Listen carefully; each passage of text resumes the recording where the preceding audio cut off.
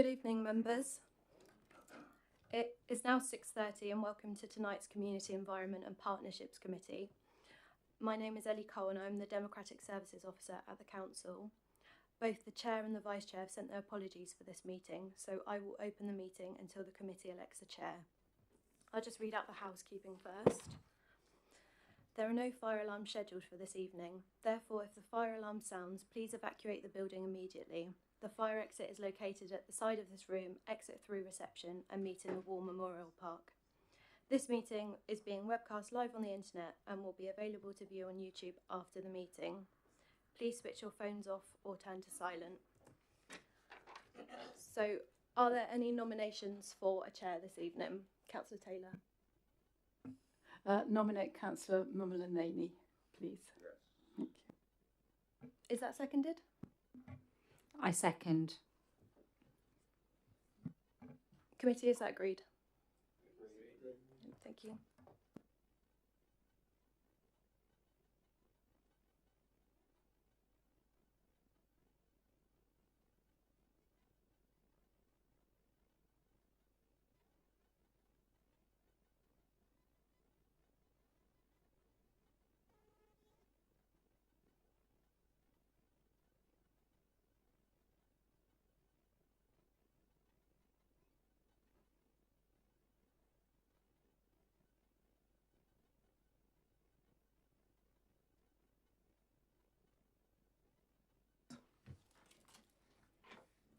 Councillor Mackay replaced Councillor Gavin James. Councillor Compton Bennett is replaced by Councillor Sam Jeans. Councillor McIntyre is replaced by Councillor Frost. Councillor Williams is replaced by Councillor Harvey. Any other apologies, absences?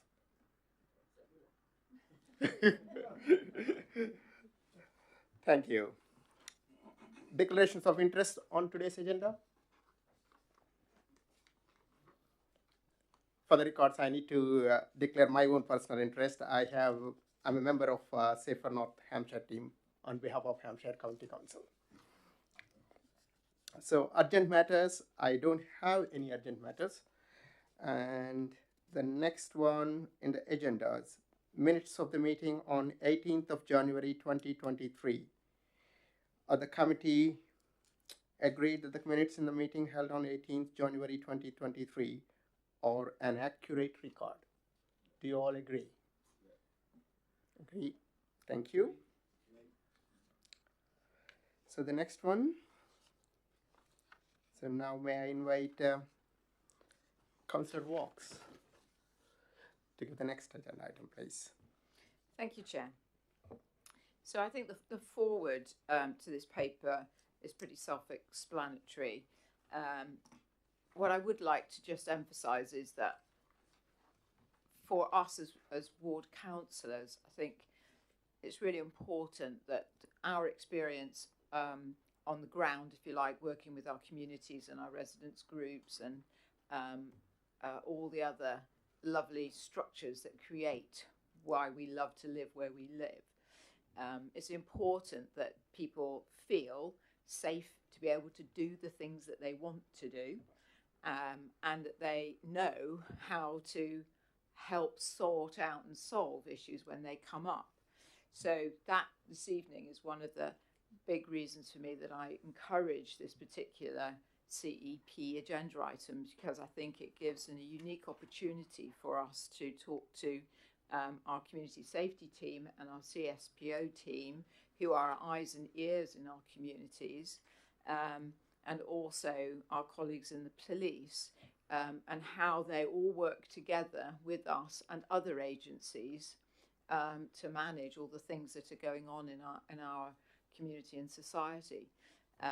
So for me, it's a time to sort of check, are the things that our community safety team and our CSPOs are doing, does that make sense to our ward councillors on the ground? Does that is what they think are the issues that are arising? Is that what you see in your inbox and when you're working in your community groups yourselves? Does it all resonate with you? Are there things that we should be thinking about in the community safety team that actually you are experiencing and we're missing? And it's really helpful for the Police Inspector Ian Gowdy this evening. We welcome you to this committee because it really adds an extra dimension to be able to hear from the police what it's like for you as well, because seeing it written in type is very different to what it's actually like doing. So it gives members an opportunity to be able to get that reality, which I think is really, really helpful. And again, I'm hoping that you will find it helpful to hear from ward councillors how it is for them, and that good interaction. So I will hand over to, who am I handing over to Dan? Lovely, thank you very much. Thank you, Councillor Vaux. Thank you for having us to present the report to CEP this evening. I just thought it would be quite useful just to summarise the report first of all, and just go over some of the key bits and pieces which are included in there, and just provide a bit more context in there, and then if it's okay, hopefully go into some questions, Chair. Thank you. Okay. So I know when we attended last time, members were really keen of an annual update in relation to community safety activity across the borough, and I think how that could be useful to understand some of the work which is happening locally, some of the things which we're prioritising, and how members, as Councillor Vaux mentioned, how members can then be involved further in setting some of them priorities as well. So hopefully the report provides a bit of an overview of council functions relating to community safety. It hopefully provides a bit of an update on recent community safety trends and some of the activity, and outlines how the Safe Communities team are contributing to both the council priorities and also the Safe North Hampshire Community Safety Partnership priorities. What's really important with that is that we have a strong partnership work ethic in Basingstoke, and with community safety, whilst we have a statutory duty to work in partnership relating to crime, disorder and antisocial behaviour, we also really understand and value that. So it's not just for us a tick box exercise. It's actually something which we need to do, and something which we put a lot of attention and effort into, that partnership work which exists. And I think that's really important, at being able to work together to reducing levels of crime and antisocial behaviour. As I mentioned, we do have a duty to work in partnership in relation to crime and antisocial behaviour, and we have a well-established community safety partnership within the local area. Now the community safety partnership covers the North Hampshire area, so that's Basingstoke and Deane, Hart and Rushmore districts. That's currently chaired by Councillor Maurice Sheehan, the Deputy Leader at Rushmore Borough Council. One of the requirements as part of the Community Safety Partnership is to produce an annual strategic assessment, and the strategic assessment provides a detailed analysis of crime and disorder trends which are happening across the Community Safety Partnership area. That is then broken down into reports in relation to our local area in Basingstoke and Deane as well. Some of the priorities which we work towards and which have been identified as part of the strategic assessment are improving feelings of safety and health outcomes, serious violence, domestic abuse and antisocial behaviour. And there's an annual overview and scrutiny process which exists, which is able to hold partners to account for the work which we all do contributing towards them priorities. So our next overview and scrutiny will take place in June. In the report, you'll notice I've included a section on some of the data in relation to crime and antisocial behaviour. So in terms of how the process works in relation to when that data is reported, we have that annual strategic assessment, which is produced by a community safety analyst. That takes into account the most recent crime year. So unfortunately, we're right at the end of our current crime year of 22-23. So the most recent full set of data we have is for the 21-22 year. So yeah, just wanted to point that out in there as well. You will notice in there as well, I think section 3.4 outlines there's a 21% increase in total crime when compared to the previous year. The likely reason for that sudden increase is because the comparable year was during the COVID-19 pandemic. So crime and antisocial behaviour reduced during that time. So that's where the reflection is and why it looks higher. And it's in line with what we'd be expecting for that to have that increase after a pandemic when things were closed down. The contributions which we make directly as a council to community safety activity. Councillor Vaux mentioned we have our CSPOs, we have our community safety team, and various other activities such as our public spaces surveillance in our public realm areas of the borough.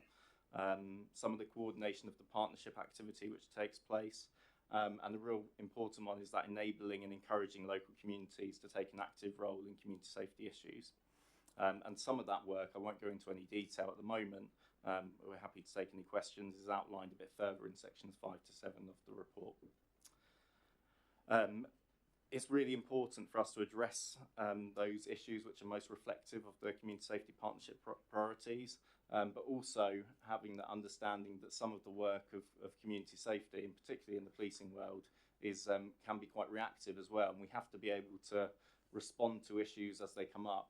And there are things which we look to, and we obviously have a planning process, and part of coming to CEP today is hopefully to get a better understanding of what's coming to council's attention in the local community, and then how and ensuring that our priorities are aligned with what you're seeing come to you as from residents.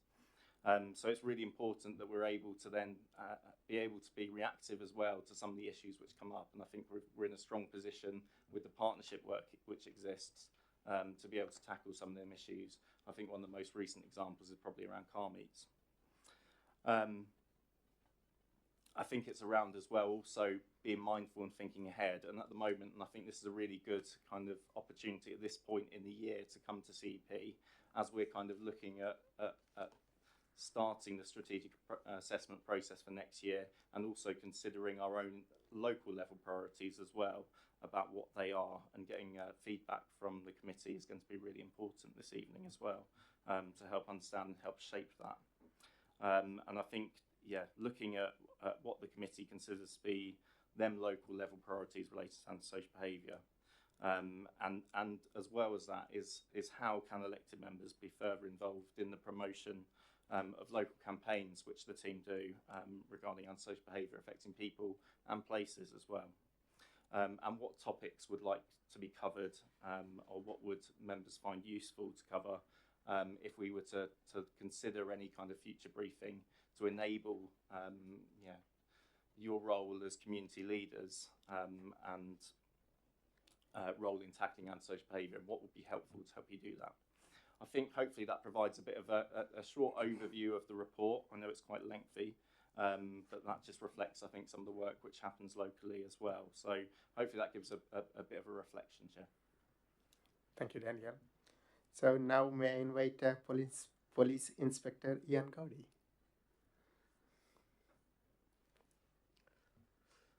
I haven't been set any kind of agenda, so please just ask any questions that you've got, and I'll attempt to answer them for you. Okay. What, in terms of? Thank you. I Yeah, see, thank- right. Good, yeah, we'll take him out later. Thank you, Inspector. Say no members. Councillor Jeans. Hi, good to meet you, thank you. I've just got a question about how the police are supporting Pub Watch locally.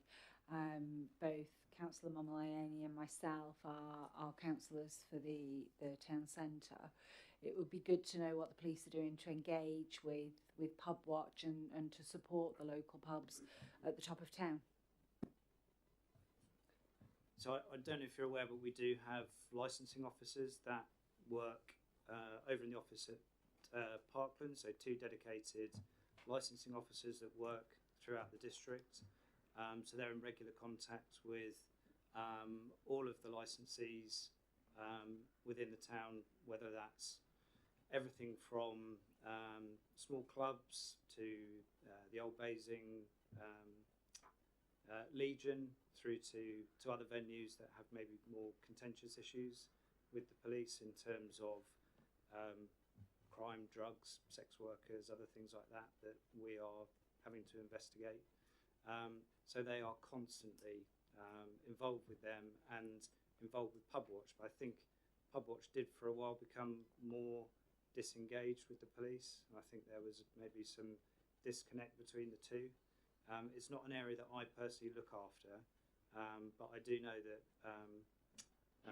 Ruth Spearling and Phil Dennett, who are the two licensing officers, are permanently based at Basingstoke, and if you ever need to speak to them, they'll quite happily liaise with you and set up any meetings that you need to answer any questions that you have. Thank you. Councillor James. Yeah, thank you. Probably a question for Daniel. There's quite a lot of mention of eavesdrop in here, which there always was historically. That will kind of switch to Brookvale because the town centre has moved. Now, years ago, we got the crime figures for eavesdrop and they were horrendous. When we dug deeper, clearly most of the shoplifting that happens was in eavesdrop because that's where Festival Place was, now in Brookvale. At the moment, I shouldn't mind, because when you redo the stats next year, under the new ward boundaries, I assume, I will look like a crime-fighting genius, that I've solved crime in eavesdrop. And Sam and Aaron will look pretty poor. But obviously they've done nothing wrong, it's just that the boundaries have moved. When we dug even deeper to those eavesdrop crime stats, there's lots of miscellaneous offending. And when we realised that at that point the police station was an eavesdrop, and some of the naughty people that the police pick up don't get any less naughty when they get in the police station when they're under the influence.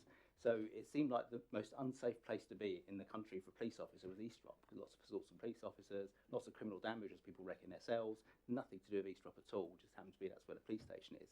And then it got worse, because some of the really naughty people don't turn up to court. That's a bail act offence. So because they didn't attend Basingstoke Magistrates Court, which is still an eavesdrop, that was another crime against eavesdrop. So I don't know how you're going to do the transition when you look at the stats and make that comparison, so we don't make it look like crime has moved when actually the lines have moved, but also can we just sort of pick out the town centre? I mean, I used to laugh at the councillors in Grove because when the police station moved, a lot of the criminal damage moved with it, which obviously made me look good and then bad. But I don't know how you're going to do that, but it would be good, because what I don't want is people of Brookvale feeling like they're now living in a very, very dangerous place, because that's where all the crime happens, when actually a lot of it is in the town centre, as it is in all the, you know, obviously same in Aldershot, Farnborough, Fleet. The town centres are where it goes. How are you going to fix that so we can see proper data next time? Yeah, thank you. And it's a really good point, actually, to point out that sometimes with the data which comes around, there can be a narrative to it, and you can put a lot of explanations. Fortunately, we're very fortunate to have a very experienced and talented community safety analyst within the team. So we share that resource across the community safety partnership area, and our analyst is able to break down some of the figures as much as possible.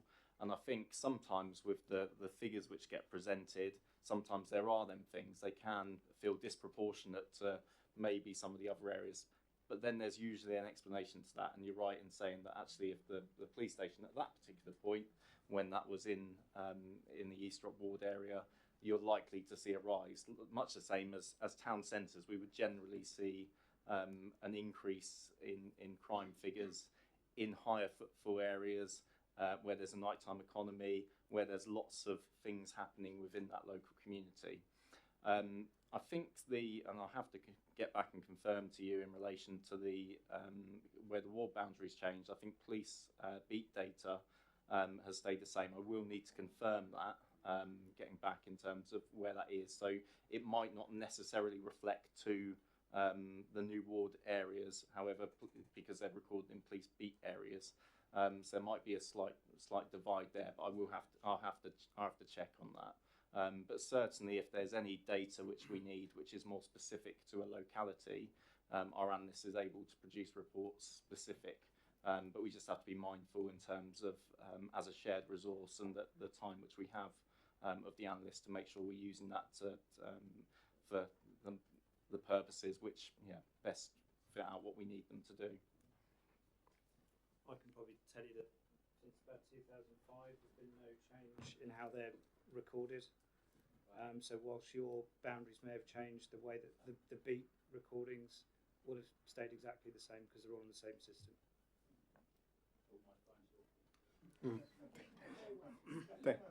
Thank you. Councillor Harvey. Thank you, Chair. Just to say to the team, thank you.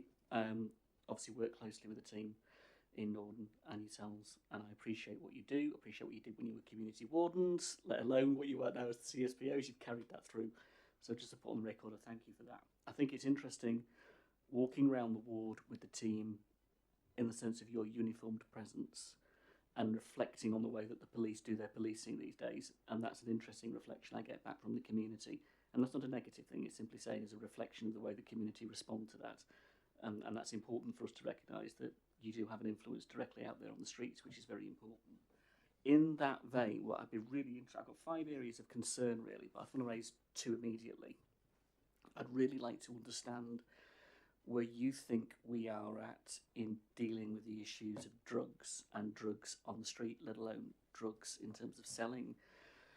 Context around that, and it isn't linked, but it is in a way knife carrying, or rather knife crime, and where you feel we're at in terms of tackling that as 2 areas of immediate concern, perhaps most concern from residents. I really would appreciate understanding where you think we're at on that at the moment. I'm guessing that's coming to me. Yeah. Yeah. Yeah. Drugs. I mean, where to start with drugs? In all honesty, it is everywhere, and there's no denying that. It will be in every one of your constituents' areas, whether you're out in the rural, whether you're in the town. People will find a way to provide it, to sell it, and dealing with it and enforcing it is incredibly difficult, because as soon as you make inroads into one drug network, they see a vacuum and another one will come and another one will come. For example, in the town at the moment we have issues with Albanian organised crime gangs, and we will continually arrest them, we will seize their vehicles, we will seize their drugs. They will get arrested, they will get deported, and within 2 or 3 days that organised crime gang will send another Albanian from London to replace them. So it's an ongoing cycle, and that's just one example of that. You're probably aware of the Basingstoke street gang, 3 of which have been sentenced recently. That's still an ongoing issue despite the gang injunction that we managed to put in place. You now have the issue of things called fast parcels. So they are parcels that are delivered from places like America now, where it's legal to grow cannabis. So cannabis per se wouldn't necessarily be a police priority as much as Class A drugs would be, or burglaries, for example. However, in October, November, I saw a trend of fast parcels being intercepted at Border Force that within, I would say, probably 4 to 6 weeks, came to over 100 kilograms of cannabis. And that's the stuff that we know about. You imagine the money that's going into purchasing cannabis that you're able to afford to lose 100 kilograms, and it gives you some sort of idea of the scale of the problem. So as much as we have a high harm team that is dedicated towards, well, it's not solely dedicated towards drugs, but drugs are high harm, so it becomes part of the team's remit. But with 8 PCs on a neighbourhood team that are focused on drugs, you can imagine that we do our best, but there is still going to be a problem until people either don't use drugs, the government legalises it, taxes it and provides drugs to people that want it, that aren't necessarily going to kill them, and doesn't need crime gangs to sell it to them. And for a long time I was never an advocate of that, and I'm not saying I am now, but it is an option. But hand in hand with drug crime goes knife crime, because if you carry a knife, the sentence you're going to get is far less than if you carry a gun, for example, and guns in this country are very, very hard to get hold of. So as we've seen a number of times, you end up with predominantly drug dealers injuring other drug dealers as opposed to drug dealers injuring members of the public. What I can say is that is very rare.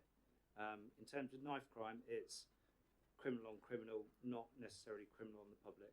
And the public, I don't think, being a resident here, public I don't think should necessarily worry overly about that personally. But when you read in the paper that people are getting stabbed and murdered in the town that you live in, I understand that is distressing for people. So.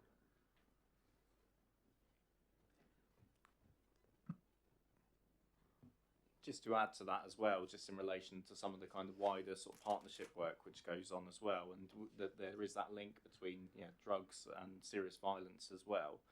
We work very closely with the Violence Reduction Unit, which are Hampshire-wide and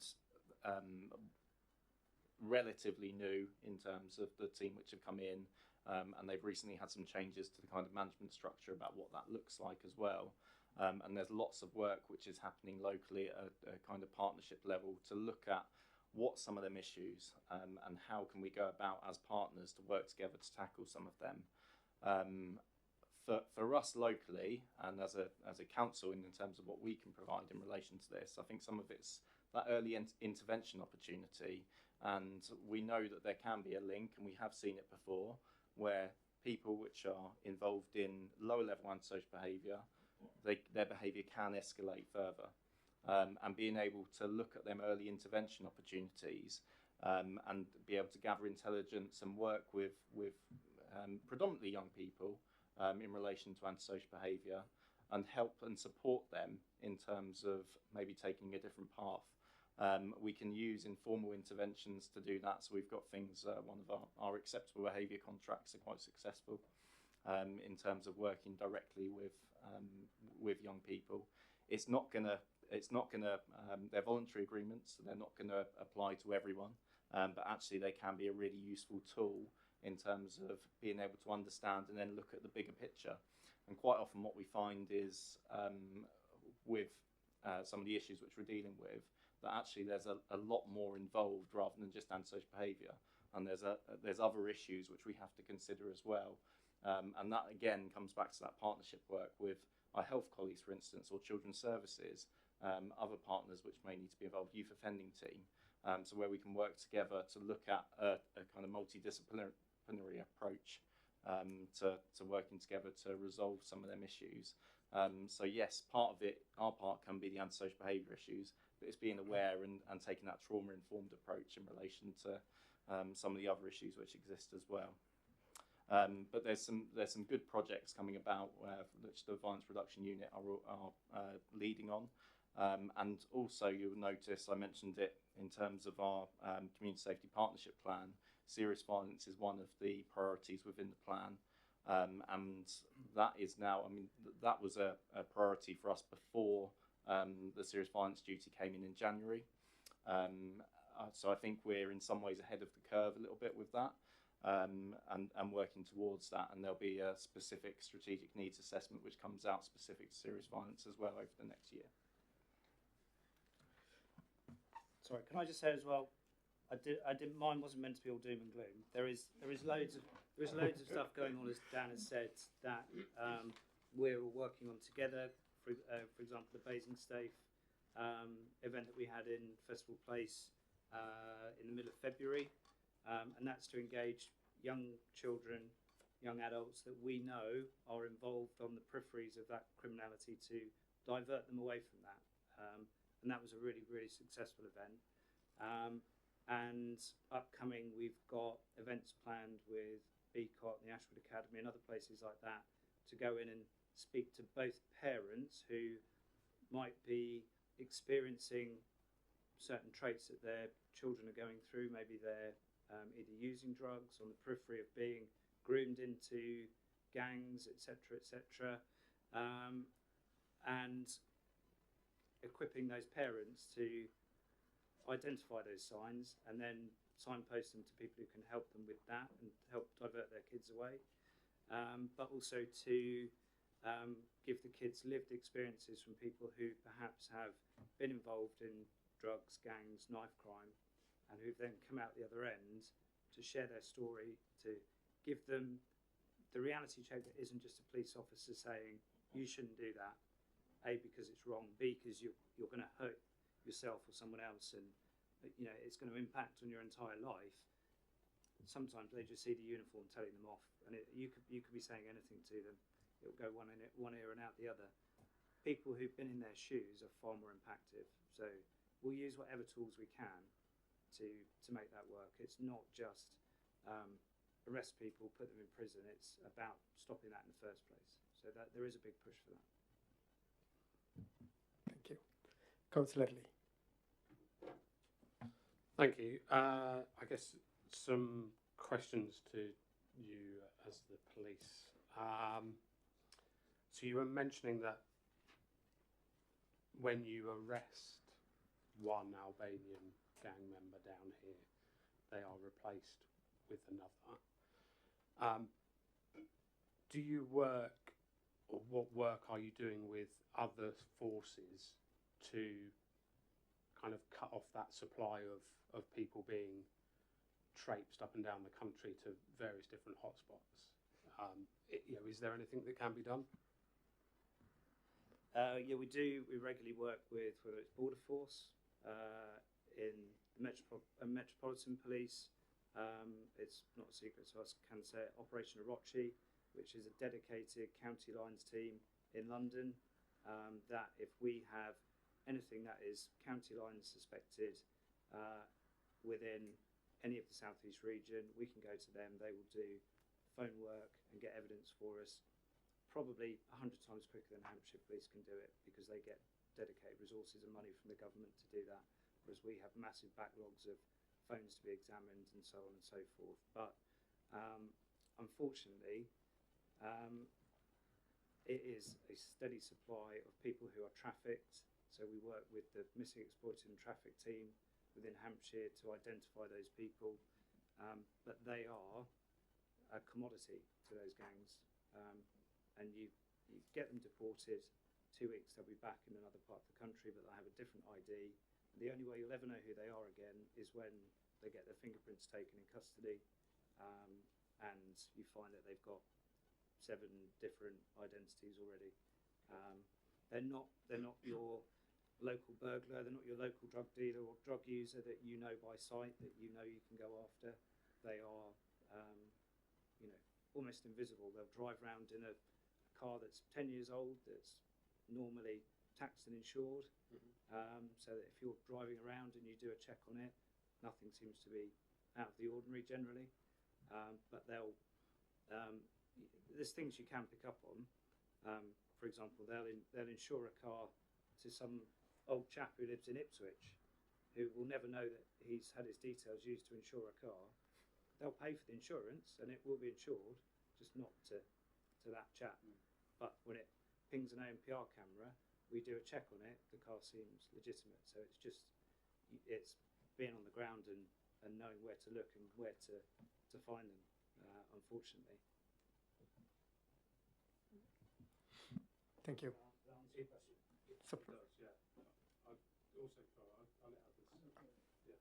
Have you got supplementary? Go on. I guess are you getting enough support from other areas? Is there more that can be done? But also, you mentioned that there are a number of different gangs. Is there a competing space going on within Basingstoke? Gang on gang violence. I don't want to call it warfare. We're not. No, I wouldn't call it warfare, but the way gangs operate now is very different to how it was maybe 10 or 15 years ago, when people would be out on the streets dealing. Now the model generally is they will find a vulnerable drug user and they will cookie their house. So they will use their house to deal drugs from. So it takes the problem of drug dealing that you used to see on the streets, which could be quite intimidating, away into somebody's property. That then leads you to other issues around how they treat those vulnerable people, other things that go on in those properties, the weapons that they can hide there. You do have the issue that one gang will decide that they'll go and rob the other gang, so they'll break into their house with weapons, steal their drugs and their money, and then they'll there'll be a fight, someone will get injured. Ultimately, if you're a drug dealer and you get stabbed and the police turn up, you're normally very uncooperative, and it's another knife crime incident that we are unable to solve because they will not in any way, they'll tell you they fell over in the kitchen and, you know, onto a fork while they were cooking their pasta, surrounded by, you know, all the stuff they have there. So that's tricky to deal with in itself. Yes, gangs do compete with each other, and Basingstoke, unfortunately, is in a prime location for all the train routes that come in and out of London, and on one of the routes that attract the county lines model, which is, you know, what the whole country suffers with now. But me saying this all to you, like I say, I live in Basingstoke. I let my kids go out. I don't want people to feel that we're in some massive drugs cartel addled town that, you know, do you know what I mean? So it's a problem, and it comes with all those risks that are attached to it, and we have to own those risks. But we are doing our best to minimise that where we can, and we do get help from other areas that I can't talk about as well, that have different tactics that are used. So, thank you, Officer. Councillor Cott. Thank you, Chair. This one relates really to how drugs are dropped off and moved around.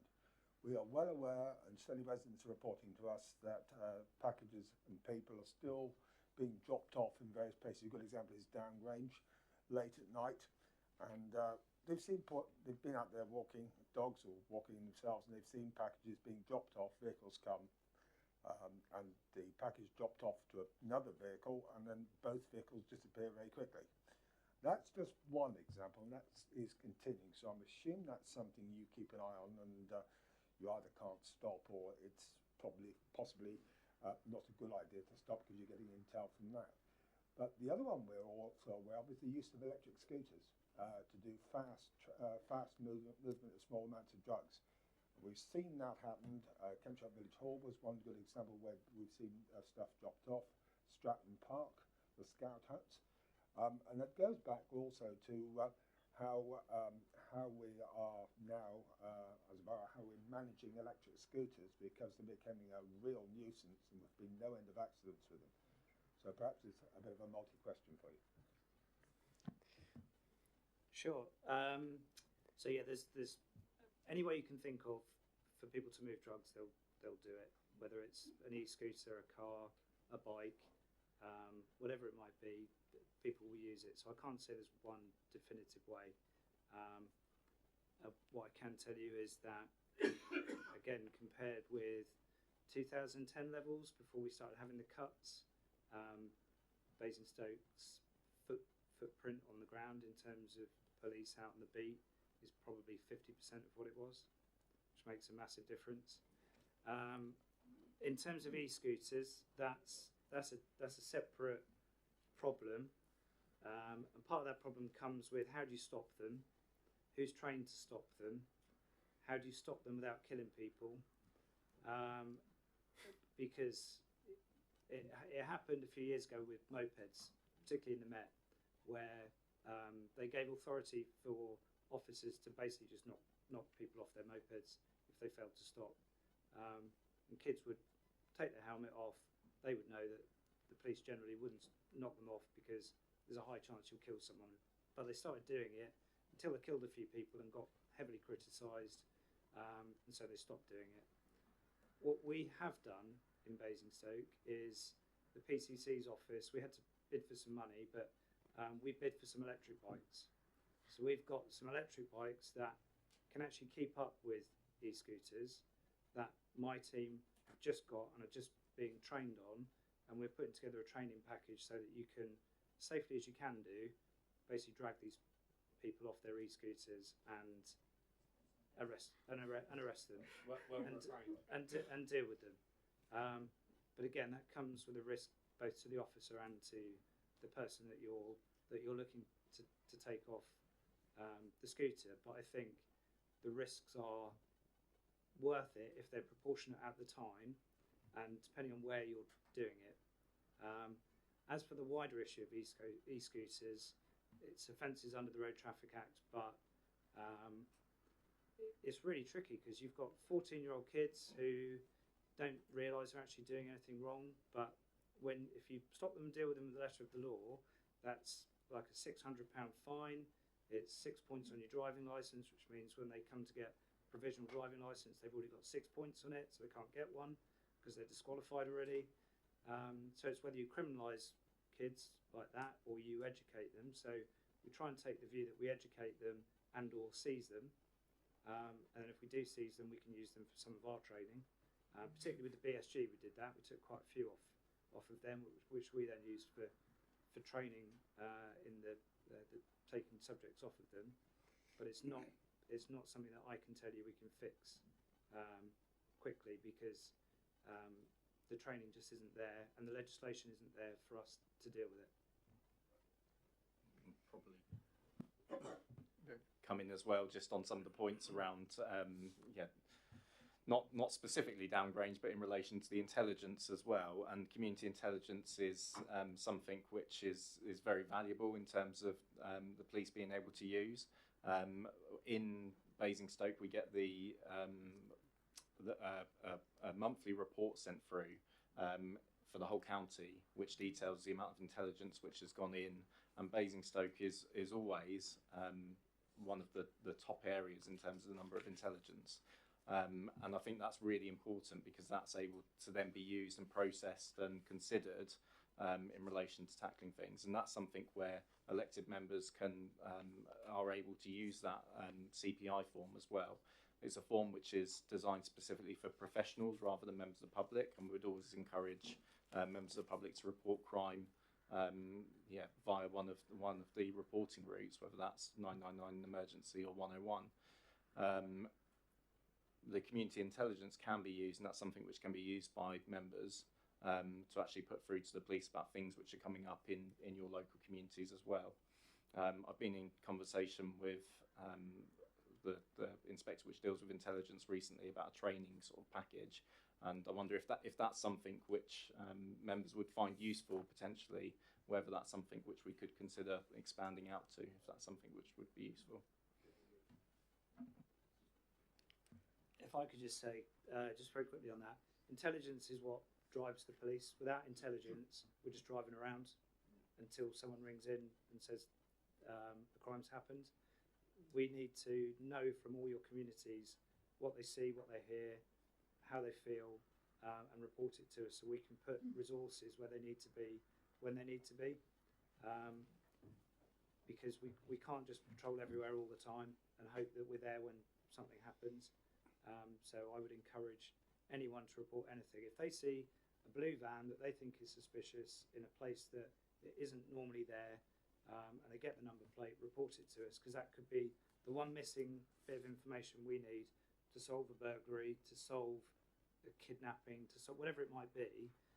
Just encourage people to report stuff as much as you can. And as much as the reporting systems are not great, I would still ask them to do it. Okay. Thank you. Councillor Harvey. Yeah, I mean, the reporting systems are incredibly frustrating for many residents, and that's a big gripe that I get in particular. What's the point of ringing 101 if I sit in it for half an hour and nobody pays a blind bit of attention to what I'm giving? So that sense of it is really frustrating. I know it's frustrating for you, let alone for us, so I do understand it. Just on the drugs issue, just coming back on my original question, I think, again, this is just feedback in terms of experience. You walk around the town and, shall we say, it is far more prevalent to smell cannabis on the streets than I have ever known it. Let me put it like that. And it's quite shocking. And that is a feedback a lot from residents, just the prevalence of it that they notice and see. And also the visibility of drugs on the street in that way is something that's very seen. And you've already said it in terms of your street patrolling and the lack of police officers in the first place. I get that. That doesn't take away from the fact, I think, what residents are genuinely experiencing. And in some of our communities, that's very difficult. And it's interesting that you mentioned partnership working, because I'd highlight environmental health in that role. And my recent experience of trying to deal with HMOs has been really complicated, because sometimes the landlords are less than attentive to what's going on inside their properties, and it is extremely difficult to deal with what's going on inside their properties. And I would like us to be far more vociferous as a council, shutting down HMOs that have had any relationship to drugs, because I don't think that really is being tackled as strongly as perhaps it should be. But that's my reaction to a frustration I have with that particular issue, and that's a conversation perhaps for another place. In terms of just three other bits to raise with you, I thought is important. Sense of safety at night is back as a major issue. The sense of walking around on the streets feeling safe, and it's a perception perhaps than a reality of crime. But the issue of again highlighted perhaps in partnership is certain areas where the county council have turned the luminescence of the lights down, and residents are feeding back this sense of, actually, I don't feel safe walking around because actually the light doesn't do me much good. Now that relates to the county council as much as to our RPs, because they're equally responsible on some of our estates for these street lights. So that sense of an environment that feels safe is an issue. The second one is domestic violence and effectively, crimes in the home. That is very prevalent as casework and very concerning. And I've noticed that in terms of the issue of domestic violence and how we deal with that and the multi-agency reporting. And finally, which is one that came up dramatically last summer and is coming again, and it will come again now, is alcohol on the street.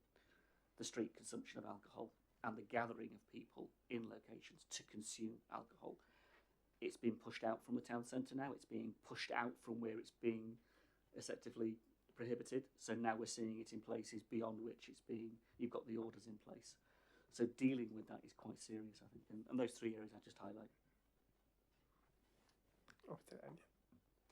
Yeah, thank you. A few points there, and can discuss that in terms of.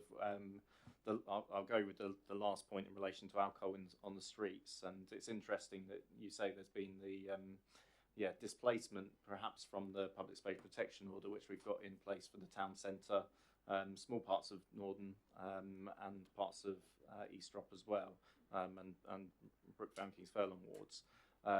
So there's a public space protection order in place, which allows officers the opportunity to seize alcohol if it's connected with antisocial behaviour.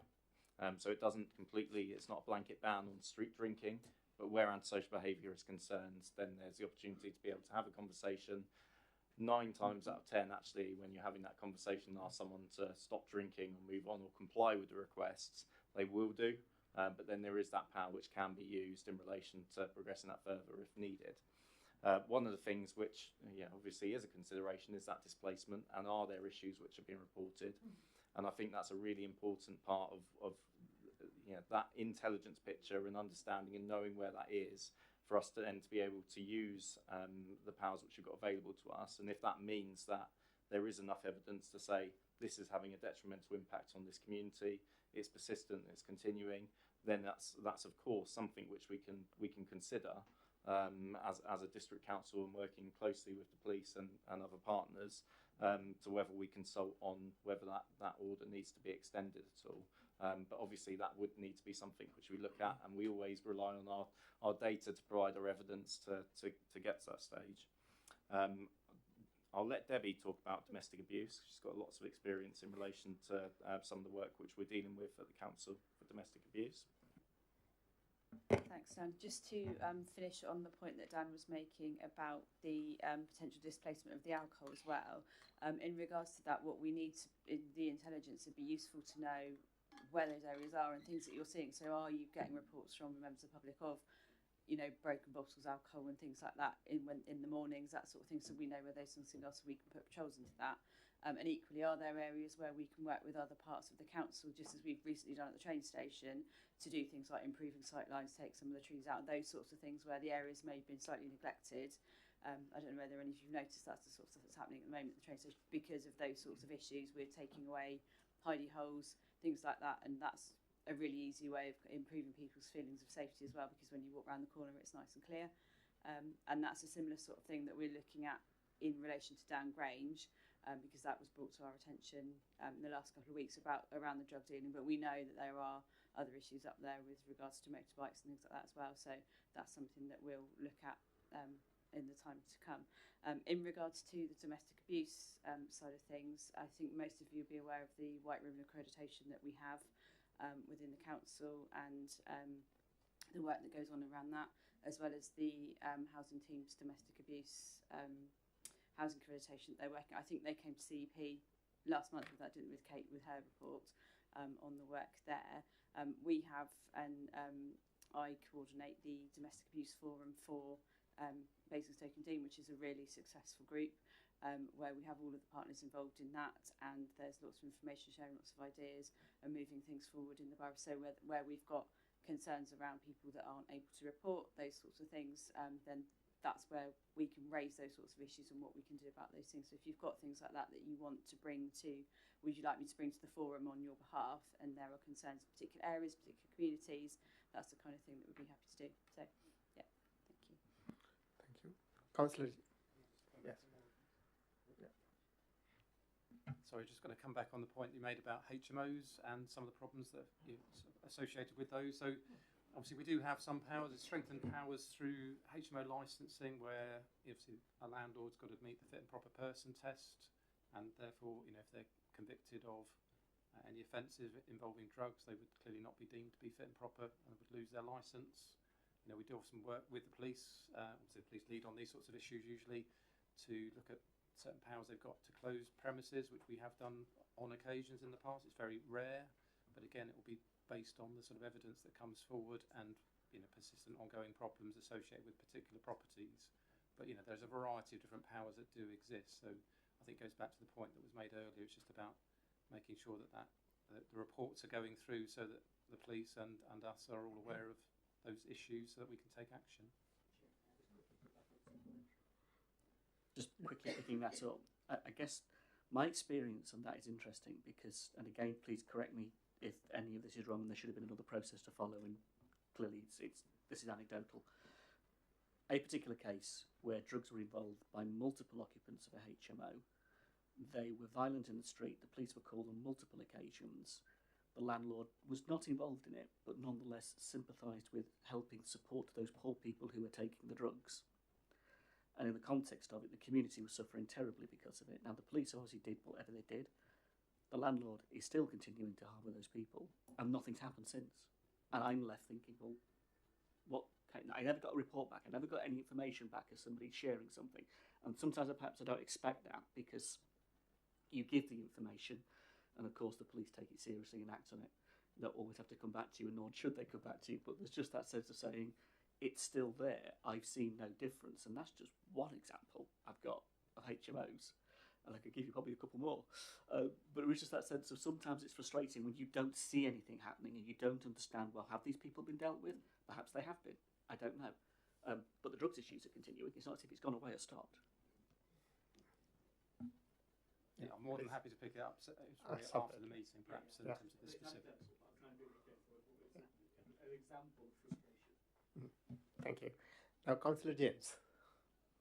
Yes, thank you, Chair. Going back onto the drugs issue, I think as well, I think the police officer was exactly right with just getting us into a reality check on the knife crime business, because yes, there are some people that are using it for protection and are involved in drugs, but it's a very, very tiny percentage of the people, and most of them aren't from Basingstoke, they're travelling to Basingstoke. The numbers here, 163 crimes, 21, 22, possession of offensive weapons, and a lot of those would not have been people involved in gangs. It would have been people that are perhaps homeless and use it for survival. The police have no choice these days with knife crime being what it is. They have to charge, they have to take them to court, so they can't sort of, some might have been disposed of in other ways previously. So it's getting into the context. It's a very safe place to live, Basingstoke. We should not be scared, don't have nightmares. I appreciate totally that the Gazette will pick up on the stabbing because it's big news. They're not going to pick up on the fact that it's a very rare thing. What concerned me most, and probably a question for the officer, but it's probably one I have to say to County Council. On page 87, you talk about drug crime. And again, you can look at the drug crime figures, and possession of drugs is, it was 293 crimes. But we know that, you know, if you're a heroin addict, very quickly your tolerance grows. You very quickly need to get 50, 60 pounds a day to fund your habit. You're probably on universal credit. It isn't 60 pounds a day. So you can probably put most of the shoplifting, a lot of the bicycle theft, a lot of the vehicle interference, business burglaries, residential burglaries, robberies, all down to drugs. It's a massive, the drug offences are fairly victimless directly, but the indirect victims because of drugs is huge, and most of the victims that are affected by drugs are not affected by the drugs themselves, by the person actually trying to fund their addiction. What frightened me was when I looked on page 87, it is estimated approximately 44% of opiate users are not accessing substance misuse services. So there's 44% of the current heroin addicts in Hampshire are not getting any better. And you, as a drug user, you either get better or worse, or you die. There is no, because tolerance increases, which means your use has to increase, which means your needs for fund increases, you get more and more desperate. And then, of course, you get involved in things like Councillor Harvey's been talking about. And, of course, the one thing that's the worst possible place for a drug user to be is homeless, because then it's out there for the whole society to see. The needles are left in dangerous places where kids can find them, they're in parks, etc., which is why much sort of frustration of some neighbourhoods, actually, that guy's doing a great job in keeping the public safer. Frustrating if it's next door to you, but a homeless drug addict is even worse. Why have we only got, is it, I know a lot of people don't want to play, spent 15 years working for the probation service, but 44% are not in treatment. Is that the availability? Because I can't believe that many just aren't interested. I'll go first. Yeah.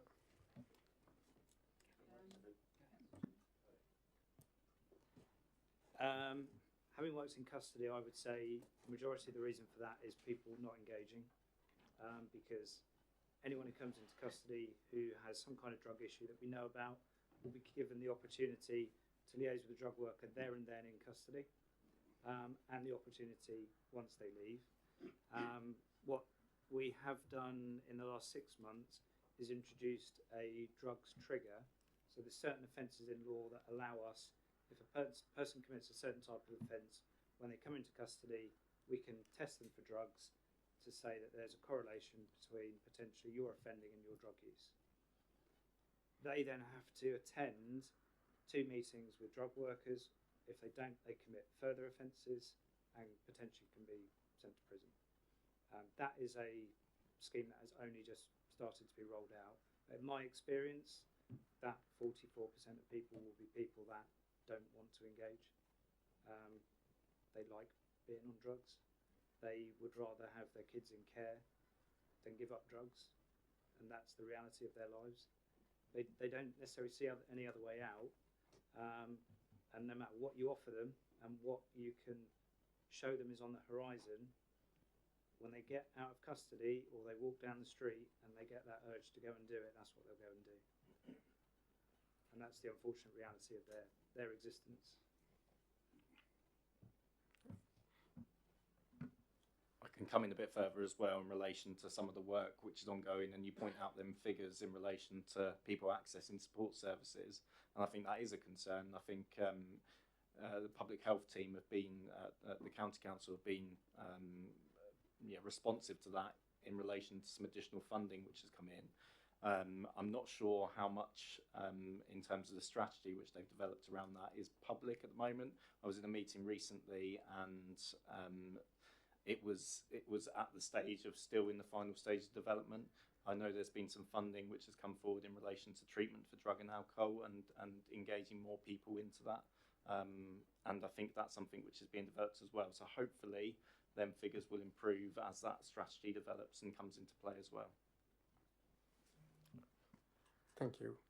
Councillor Morrow. I'm interested in what you said about people's houses being vulnerable people and their houses being cuckooed, which I mean is used as a drug den. Would that be fair to say? What's the prevalence of rural drug use, and do you find that this practice happens in rural areas? And also, because it does remind me of something local to me, as in the community and as ward members, is this something that we can, I would imagine this is something we can really help to identify, and what is the process for us to report this, but obviously doing it discreetly? Thanks. So yeah, the same model is used in rural areas as well as in the town. Obviously not as widely, because the density of the population in towns is more so that it lends itself to multiple people being cuckooed at any one time. In terms of reporting it, all the same avenues that you have at the moment, whether it's 101, whether it's online. People can report it through Crime Stoppers. That's completely anonymous. And even if it comes through Crime Stoppers, we can then still go and action that. We don't have to go around and do a drugs raid on the house. We can go around and do a safe and well check on a person and just use our eyes and ears and see what we see. We can then go back and make a better plan to go back and deal with that problem. So all of it comes down to reporting and how your your constituents, what they see and what they tell you, and what you encourage them to do with that. Thank you. Okay, No, so I can add a little bit further on that as well in terms of reporting. As councillors, you are able to use what they call the Community Partnership Information Sharing Form as well, because you are seen as kind of professionals. That's a form that's available online and something that we can add to part of the training package for you. I'm sure Ian will be happy to go through that with you at a later point as well. It's another way of getting information in from the community. Doesn't take away the 101 calls or anything else, but it's just another way of getting information through. If that's something that members would be interested in. Yeah. Just a quick question as well with how the network, do you feel like the Basingstoke sort of drug network has sort of spider's web effect into rural areas, or is it separate? I would say they're all interlinked. People will employ other people to take their drugs out to rural areas and sell them for them. So yeah, there's no easy answer to it, but it's generally the same people that are involved in selling in the town and selling in the rural. But the further you go in the rural, whether it's south or north of Basingstoke, means that you then get into some of those people might be actually from Reading, or Newbury, or they might be from Alton or Winchester or somewhere else. But yeah. Thank you. Councillor Frost. Thank you, Chair. And thank you for coming along tonight. It's an interesting subject with this report. I just have two questions, really. The first one is I'd like to try and understand what is being done to make my residents who are in rural towns and villages feel safer when they are being subjected to antisocial behaviour, both through youth and also graffiti, is the first part. And secondly, I'd also like to try and understand what is being done about the unauthorised vehicle get-togethers that we are hearing so much about through the northern part of the town. Thank you. Yeah, I can probably start with in relation to some of the rural locations and feeling of safety for residents in rural areas and how we respond to antisocial behaviour and graffiti incidents there as well. I think again the starting point is it's important to have that intelligence of what's happening locally. So the CSPO team, and that's one of their main roles, is that engagement with the local community to actually establish what's going on. A key, whether that's with local businesses, whether that's with schools, whether that's with councillors, whether that's with other parts of the community or community groups such as neighbourhood watch schemes as well. And actually being able to find out and understand where the issues are taking place is the first step. In terms of the CSPOs and how they respond to incidents, they have whilst they're not a response service, they have a priority patrol list which they'll work to for the main priorities which they're having at the time. And that really comes down to the things which are being reported and where stuff's going on. And we're linked in locally. We'll attend the police's daily management meeting in the morning and the wider partnership meetings as well to understand where that intelligence is coming from, what the picture is in terms of what's happening with antisocial behaviour, and then response plans can be looked at in terms of problem solving elements to see what needs to happen with that. I think just to point out as well in terms of specifically for the rural areas, We've recently increased the CSPO vehicles. They've had another vehicle, so around 3. So that will enable further patrols within some of the rural areas as well, and coverage of some of the rural communities, which is important. In terms of the graffiti, again, and I think that's been something which has cropped up locally and is something which I think certainly I've noticed more of within the town area. And I think, again, it comes down to that, being able to understand and what the local picture is, who's potentially involved, and how we can go about doing that. Now, the chances of actually someone who may be out on duty, whether that's a police officer, whether that's a CSBO, when they're on patrols, they've obviously got a chance of seeing that. However, we'll rely on intelligence from the public about where that's happening, the type of locations, who may be involved, the types of tags which are happening, all them sorts of things. And I think actually we have to look at the sort of wider picture of the community and really seeking the support from the community to say, because people must be seeing these things happen, and actually being able to report it and provide that intelligence which enables action to then be taken. In terms of the wider elements, and we will look at that, it's that then work with local shops, looking at the kind of other avenues of where people may be accessing spray paint and them types of things. So there's lots of other work which happens kind of behind the scenes, as well as just trying to find out who's doing it or catch someone in the act. It's the wider picture as well, which we're looking at, and our CSPO team take an active role in participating in some of that as well. Car meets. Debbie, did you want to talk about car meets? Yes, so I don't know whether you've all seen in the Basingstoke and Dean's Day edition that's just come out that has more of the article about the car meets. We are working in partnership with the police and with others in relation to the unauthorised car meets. So we've done a number of things, and I know it started off with work that happened in Sainsbury's, and now they've got various measures in place there. We've then been working with Asda and other areas. So as our areas are identified, we are looking at various things. So we've got things like signage up that says, you may have seen it around the borough, that just says car meets are not acceptable, and that we'll be pleased to be looking at Section 59 warnings and things like that. And then we've been looking at what's on our own land and things that we can do there. We've been looking at social media and media releases that the police are doing. So after there's been a car meet and there's been some results, then we're publicising that. We're working also wider, and I'll ask Ian to talk about the wider county work around that as well, with our partners across the county, because it's something that happens everywhere. And the thing is, because the better we get at it, we're displacing it to other areas. So we're looking at ways to make sure that we are dealing with it properly, and across the whole county as well. We are quite fortunate that we don't get that many now, but when they do happen, we have a really good response to that. The police are aware of it, the CSPOs are aware of it, and they're quite quickly able to go and shut those things down. The issue is, and I think we've discussed this before, is that we don't know when they're coming, and Basingstoke is quite a good area in terms of the road network, so it is quite attractive, but we are working very hard to try and stamp out some of the things, identify those individuals involved.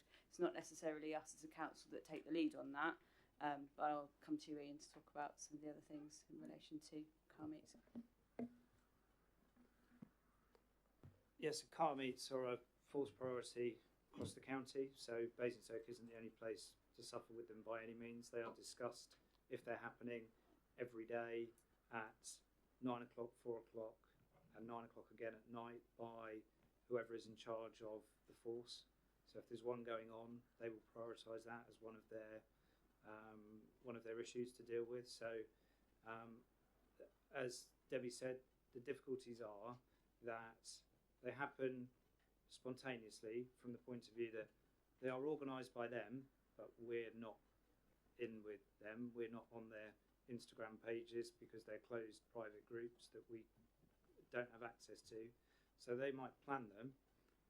When we do get intelligence, quite often that intelligence will be deliberately given to us so that we put lots of resources in one place and they go to another, which makes it really difficult. So if you don't plan for them, they come and you have resources which are there just able to deal with your normal 909 calls, and you don't have to make the decision, do I go to someone's burglary or do I go to a car meet? And I'm sure if you were being burgled, you'd say, come to my house and not go to the car meet. So that's why there's sometimes a frustration, or it's perceived that the police don't either take it seriously or we don't respond to it. It's just, where do you put your resources and what do you respond to? And again, that happens across everything. So your discussion around graffiti, when someone reports that, yes, it's really important to your community, but to Hampshire Police at the moment, with the resources they have, they'll look at the threat, the harm and the risk that that graffiti poses compared with a burglary, compared with someone's car being stolen, whatever it might be, and they will prioritise those things over the graffiti. And being perfectly honest, and it's not the thing I like to say, they will probably say, thank you very much to the caller, that's now being filed, and they will close it down. And that will be the last. The community team, so my rural team who are based in Tadley, will see that, and they will, off their own back, go and do work with it. But what they won't do is they won't get a task with a job saying graffiti's happened, go and they will have to deal with that on top of their own workload, as it is at the moment, which I know isn't what people want to hear. And if you had a different inspector here, they might flower it up to tell you something different. But the reality is that it's all down to threat, harm and risk, and how we divide our resources to deal with it.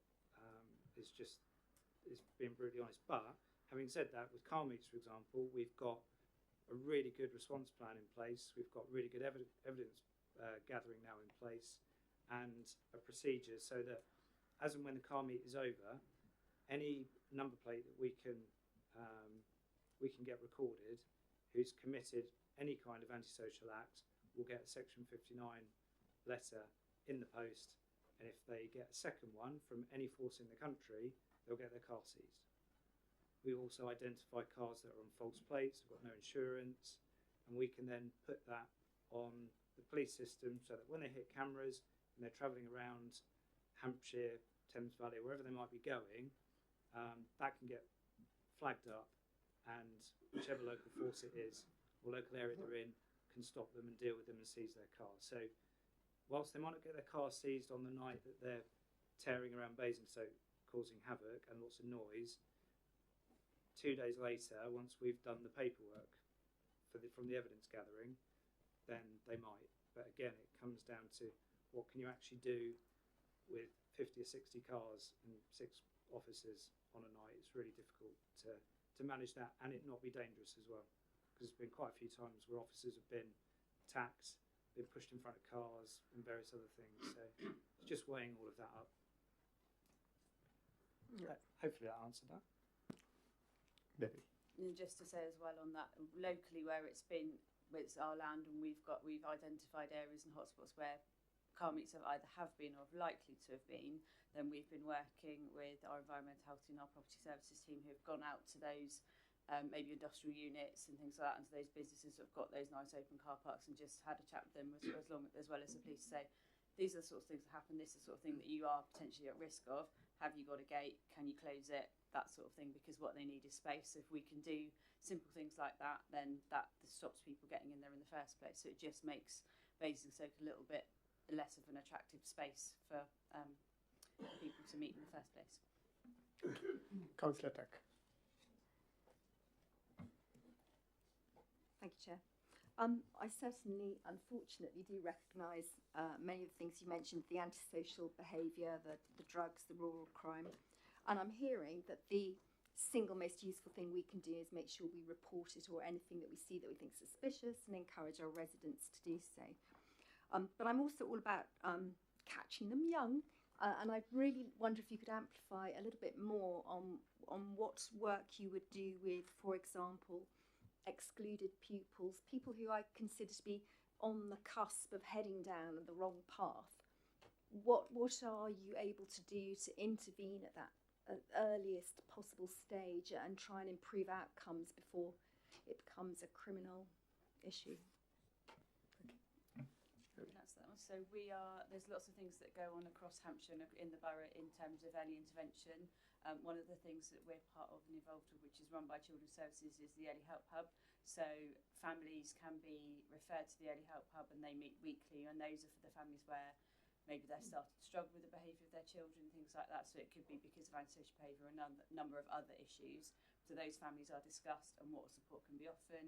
Sometimes it's intensive support, and they might talk about things like non-school attendance and things like that. So that sits with Children's Services, but we're all part of that.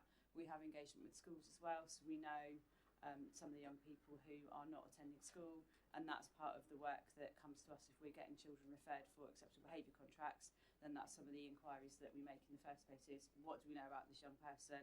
Are they already involved in services? Are they in school?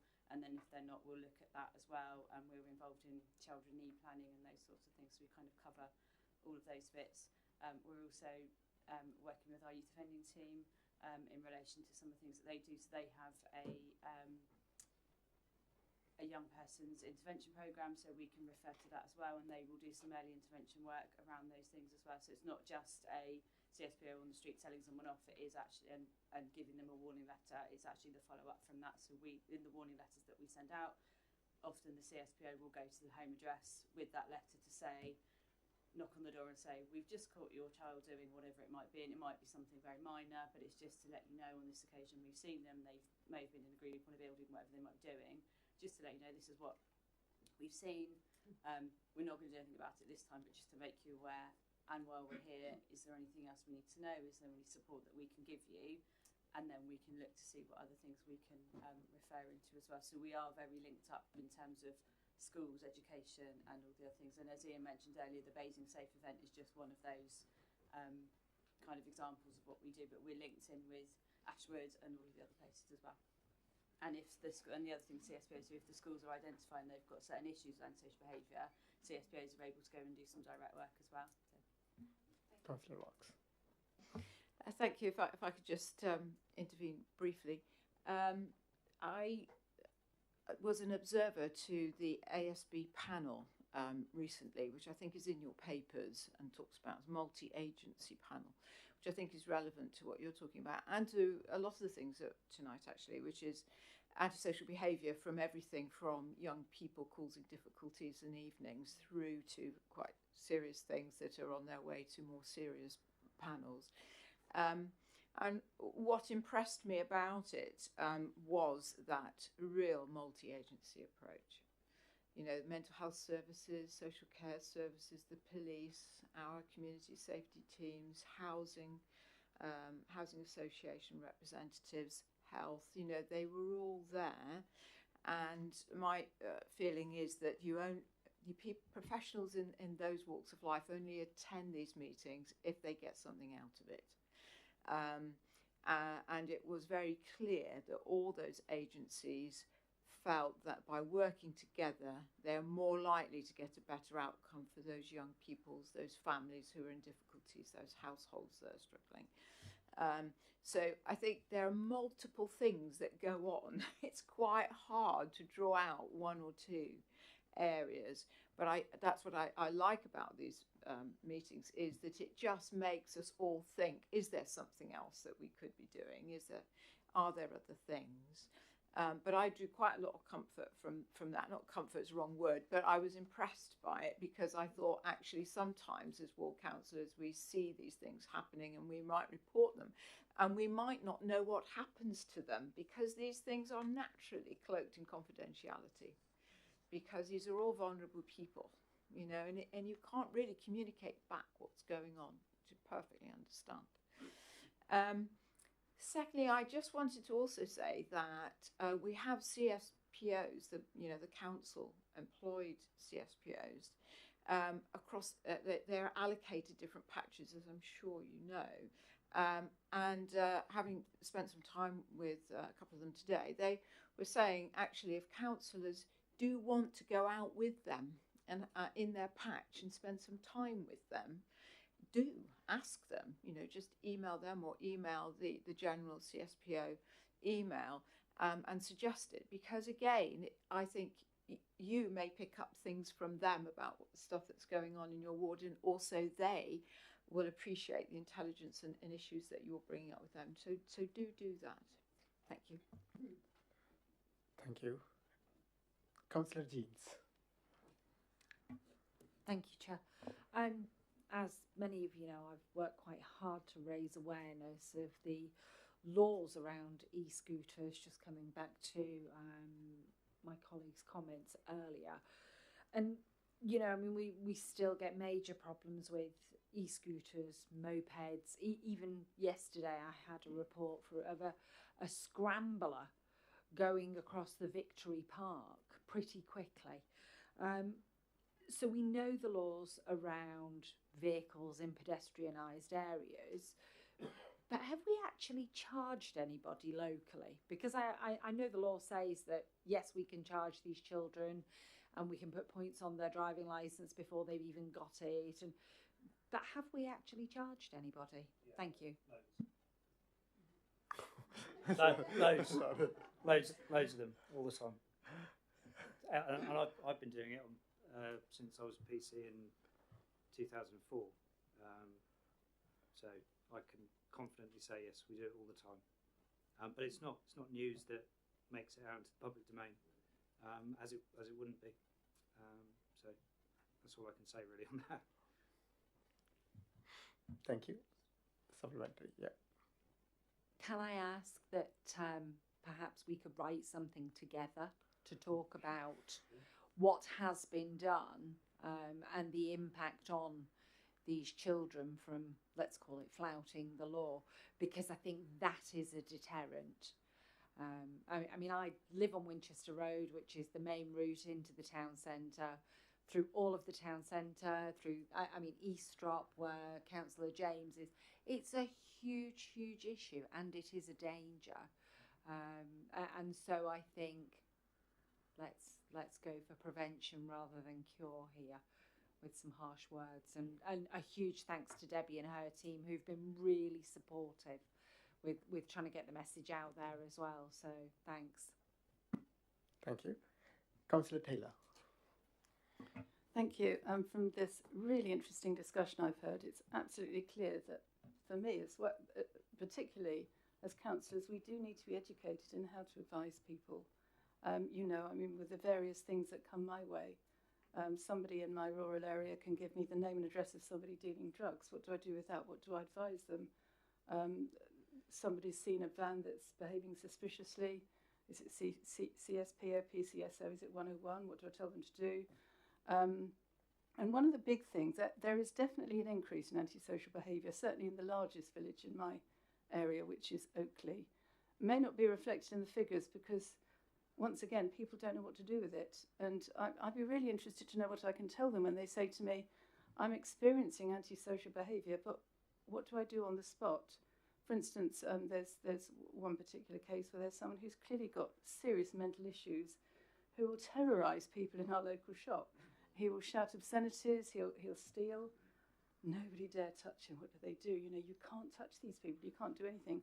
Or there's several cases I've heard of people being really upset by young teenagers in gangs. I believe they come across from Kempshire, Richard, thank you. Thank you. But what do? They'll shove a child off a slide, they'll once again, they'll swear at parents, and they know. I mean, can they be photographed? What do we do? They know that they're untouchable as well, and I think that encourages them because that's part of the fun. I can say what I like to you, you can't do anything to me. And I just want to be able to advise people, which is obviously the purpose of this meeting, partly is to educate us and give us some forum where, you know, we can actually be of help to the people who come to us. Yes, you're itching to say something. Thank you. Thank you, and that's a really good point. And I think actually the link between,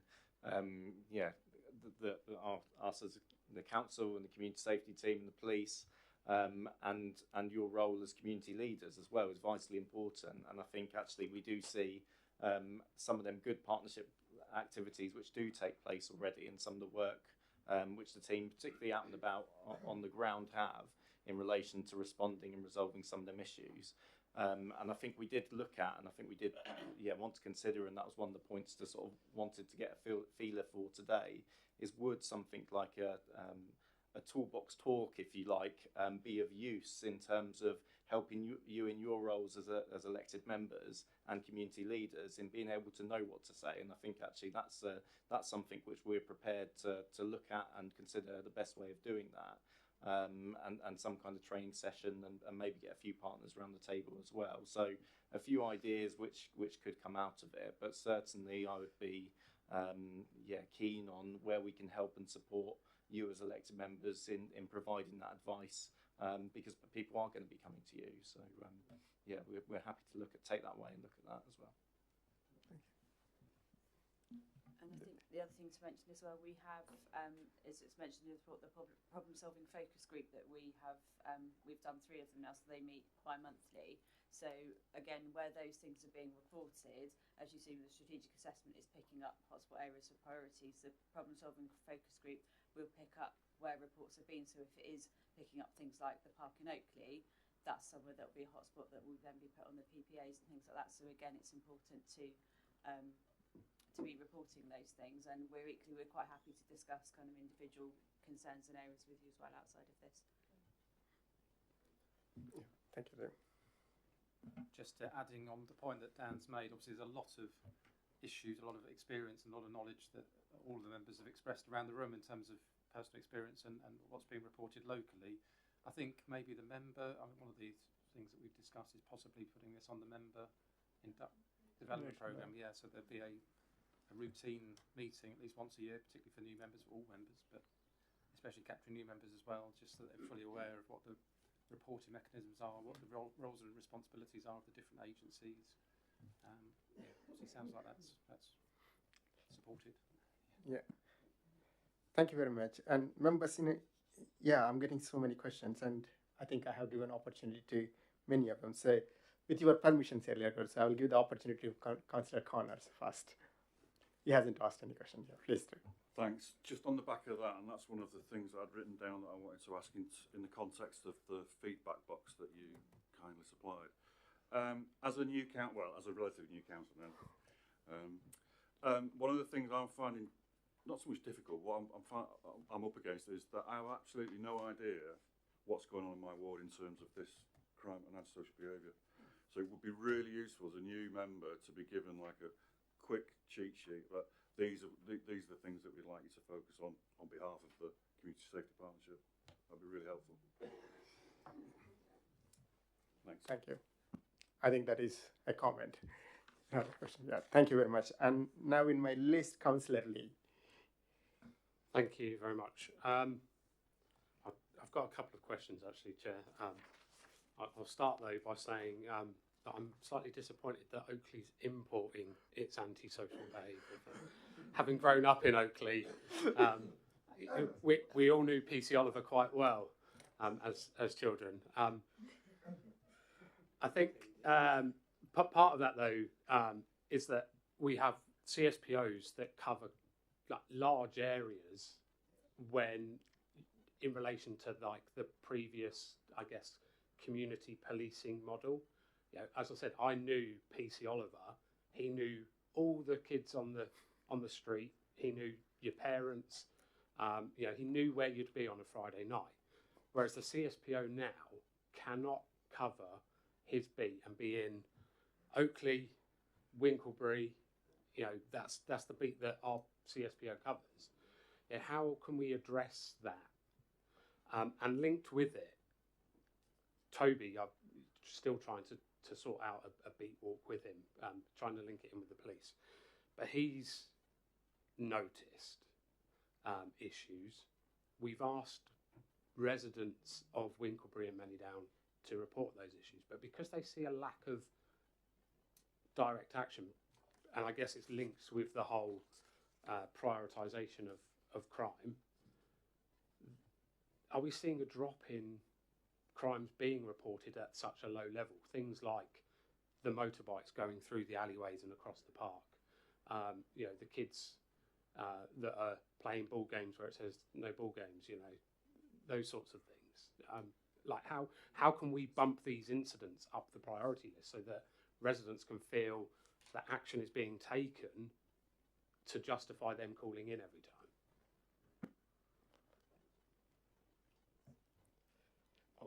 I'll just start with in terms of how we resource the CSPO team, and I think yes, you're right. It needs to be quite carefully considered in relation to what's going on and where. In relation to the geographical points of contacts, areas which they have, and that is primarily for that contact with businesses, with local ward members, with schools, with the local community in general. And having them links in contact to understand the sort of and have a more detailed knowledge about what's going on in particular areas. That brings itself, and that just having them communication and some of that contact does bring a level of actually, well, we know that's going on there, we know that's going on there, we know that's going on there, and they're able to respond and focus their patrols in them particular areas. Some of the key ones which are coming up regularly, and some of the things which we discuss in partnership, that will then be looked at and go, okay, that one's really coming to our attention, it needs some resourcing put into it, and how do we go about doing that? And that's where the team has that priority patrol list, and they'll work off them particular areas as well. So you're right, the team can't be everywhere at once, they can't cover all the areas, but I think using the intelligence available and focusing on times and locations which are causing a problem hopefully gets a level of coverage which is which helps with dealing with some of the issues within that locality. I think in terms of some of the promotion of some of the things and some of the things which do happen locally, that can be quite difficult and that can be a challenge. And you're right in terms of getting people to report things as well. I think that is a challenge, and I think it perhaps does reflect sometimes on there is barriers to reporting, and it's looking at breaking down what they are and how we can go about empowering residents to be involved. And I think one of the areas and one of the ways which we do that is really encourage that community participation and things. So Neighbourhood Watch, really active within the borough, and have got a really good network of schemes locally. And actually that provides that flow of information between partners, with the police, with the council, with other partners as well, directly to the community, and it's how then that information can spread out within the local area. I know of local neighbourhood watch schemes which aren't they run quite dynamically depending on the nature of that community. One of the schemes in Brighton Hill, for instance, covers a much wider area rather than just a particular street, but the information is able to be shared via social media pages and things like that, and hopefully using some of them routes, and I think being able to utilise the community and that power of the community to spread that message can be equally as, or if not a lot better sometimes than it is coming from us all the time saying do this, do that.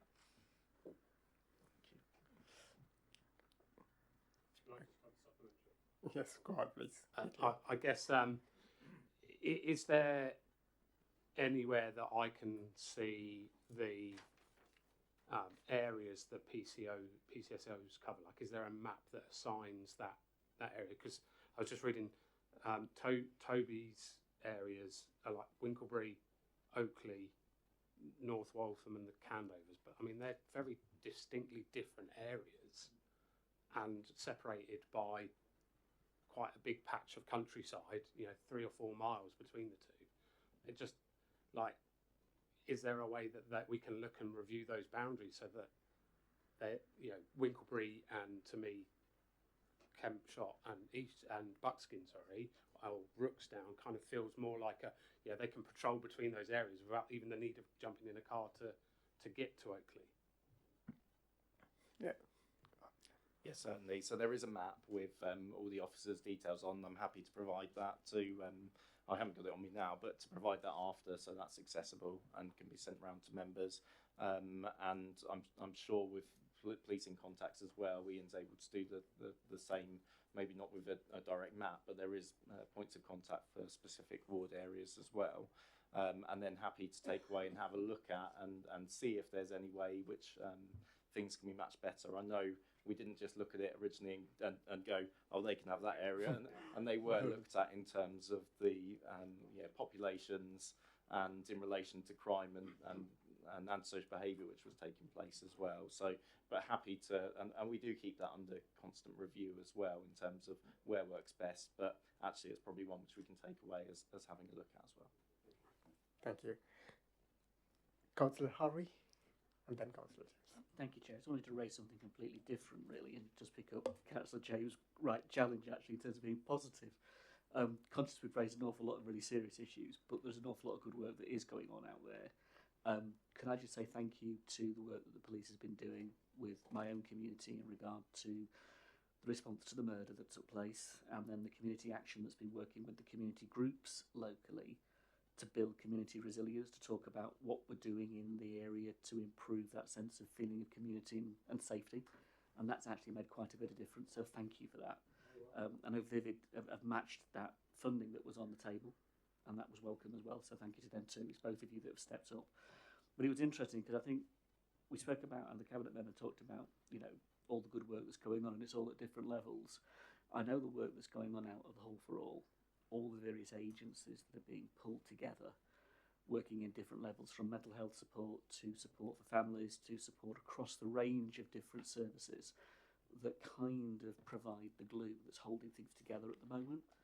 And in relation to your work, feeding into that, the intelligence work, but more importantly, the community support work, that is really showing dividends, it's really showing results. So in the example of how we use our community centres, a lot of it's voluntary, and I know a lot of it's plugging the holes of all the things that we've lost over recent years. It's those voluntary groups that are stepping up to fill those holes, but it's there and it's working. For example, the Neighbourhood Watch recently got funding. It's going to expand. That's going to make a massive difference. Some of the local community work to involve young people directly in what's going on at the hall, so they feel ownership of it. There's always that time for some of the youth groups that they felt, actually, what's the point of coming into a hall, or what's the point of joining a youth club or being involved in anything? I'd much rather be on the street corner with my friends. And it's that antithesis to wanting to be part of something organised rather than be something informal. But all of that's coming together and it's working. So just to say thank you, and there is really positive stuff going on out there that you are part of. And I just wanted to recognise that aside from everything else we're saying, and pick up Councillor James's rightful challenge to be positive, because there is a lot of good work out there. He's right. Thank you. I take it as a comment, that one. So, Councillor James. Yeah, I was going to come out with a load more positive.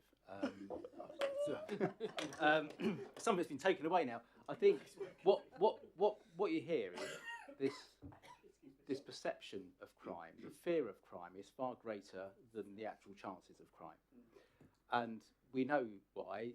Unfortunately, until they ban the Daily Mail as some sort of hate propaganda, people will always perceive that everybody they see is a criminal, is bad, is out to get them, and it's just not the case. And I think there's this perception that the police don't do anything, which again, if you look at the resources they've got and the amount of issues they have, and the amount of calls they get. I mean, I had a call from a resident moaning that there were large gangs of children blocking the footpath or walking along together at 3:20 outside Costello School. You know, it's going to happen. If you don't like it and you feel intimidated, go to town a little bit earlier or a little bit later, because they're going to be there Monday to Friday, I guarantee it. And they're the good kids. The bad kids are staying for another half hour. So I think we've got to somehow get the message out there. Now, one of the things I think Ian mentioned was the, you know, we've handed out fines. Now, of course, unlike the adult crimes that the Gazette do that in the courts thing, you can't do that with youths. You're not allowed to report youths in court. Absolutely right as well. But I do think, and you and I were at a meeting with the youth defending team last week or the week before, a lot of great work being done under diversion, where people are not getting a criminal conviction, and then they're not getting further and deeper into crime. They're not mixing with other people. They're being diverted. They're learning about something about what they've done, the impact it's had, and they're changing, they're moving on. They're not breaking the law anymore. Fantastic, and I hope we reap the benefits of that in 15, 20 years' time. But like I was working in criminal justice in 2004, I'm now meeting the children of the people that I used to work with, and see, sometimes it doesn't change. But I do think getting that out there that, you know, if you've forfeited and destructed 11 electric mopeds, electric scooters in the last 12 months, let's get it out there, because that does two things. One, it reassures the public things are being done. We can't always tell you, report you, or go into individual details, data protection, etc., but things are being done. It also tells perpetrators that you're going to lose your electric scooter if you drive it like an idiot. Drive it sensibly. To be honest, the police officer's probably got bigger fish to fry and isn't going to worry. But if you drive it like an idiot, you're going to lose it. And it also tells parents, you know, things like turning around saying, because I know I've sat in court and youths have been in there. It's the parents who get the fine. The parents could face the consequences of their child's actions. And to say that parents have had to pay out in the last 12 months in Basingstoke Court, parents have been forced to pay fines of whatever on the basis of their children's actions.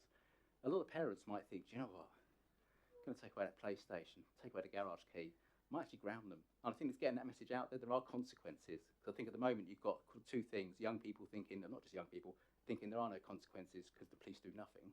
And it's also that view that people don't report it because the police do nothing. Both things are happening, but with somehow, and maybe the Police and Crime Commissioner can give money to have a glossy police magazine that comes around once a month, be more useful than the Basingstoke Today thing that we don't read. It always arrives 3 days before the advance copy, thank you. But getting that stuff out there is really important, just so people get a bit more confidence that the streets are being kept safe, that things are happening, there are consequences to bad behaviour, and that would really, really help. And I should just thank Debbie as well for my 9 steel bollards and my 2 speed ramps in Basingview car park. I have slept ever since. I'm looking forward to the summer, sleeping with my windows open and not hearing screeching for hours. I'll be much less grumpy at meetings next year, thanks to you. Thank you, James. So, I don't have any more questions. Did I miss anyone? Sorry, I'm going to go. I didn't realise you were running out of questions. I'm just going to go for one last one. And I guess, in the context of everything that's been happening nationally with regards to the police, do you feel that there is trust in the police within Basingstoke itself? I know that we've had some high-profile cases from, I guess, the Hampshire police, but specifically from Basingstoke itself. So, do you feel that police are trusted here in the town? I mean, that's a good question. That's for your constituents to tell you, really. I would say yes, they are. The fact that if you identify someone who behaves in a certain way and is not in line with the code of ethics of how the police should behave, that they're dealt with robustly and removed, should hopefully give people, that genuine feeling that the police won't just cover it up and they won't just hide them away somewhere and just ignore it or let them slip off quietly, as maybe happened in the past. And quite rightly, anyone who behaves that way should be held to account. So, personally, I think so, but that would be down for you to feed back to us. I think nationally, probably not.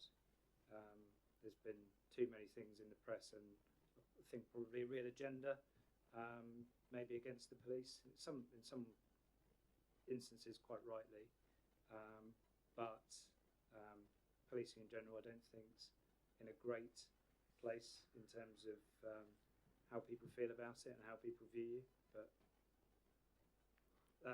that's the feeling I get generally when I interact with the public. Councillor Frost. Thank you very much. And I'd just like to feedback that in my ward of Kingsclear, a little while back we had an instance of race hate crime and also sex hate crime. They were both reported to your officers, and I'd just like to say thank you very much for the support that was given. It was great to see both the community safety patrol officers, on the beat, chasing these youths away, and it was also fantastic to get the police response as well. And my understanding from feedback that I've been given by Kingsclear residents is it was most welcome, and I've not heard anything at all that's happened to these people. So thank you very much for sorting that out. It's great to hear. Thank you. Thank you. Councillor Fox.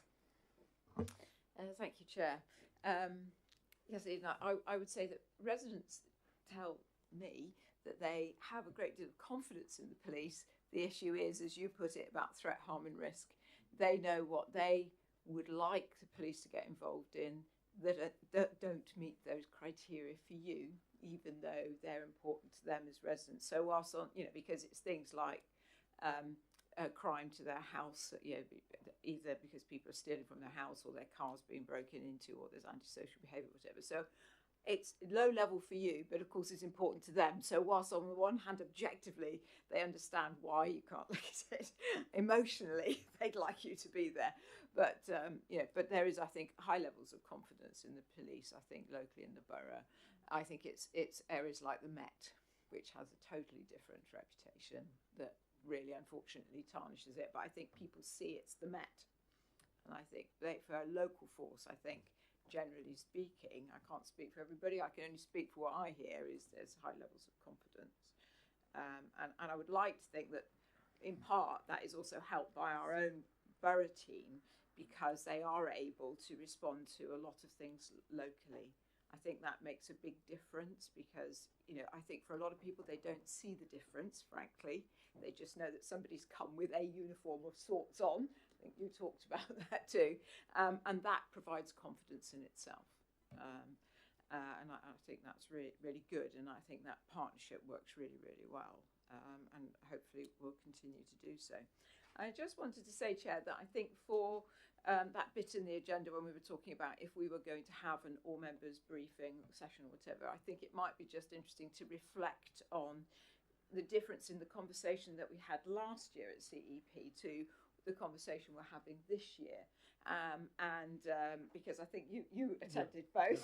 I'm not sure who else around the table did, but I find it quite interesting and a reflection probably of how it's been changing within our borough. So last year we had a big thing about e-scooters, and yet it hasn't come up today until quite towards the end. It was periphery to other conversations, but it wasn't the absolute starter. Last year it was the starter, wasn't it? E-scooters was the thing that we were all terribly upset about, and it was getting a lot of press. So this time, I think the conversation has shifted onto the Basingstoke youth gang. It shifted into the county lines drugs and knife crime in a much bigger way. I think we touched on them last year, but they were not major issues, which they are now. So I think that is a reflection of the concerns of our residents.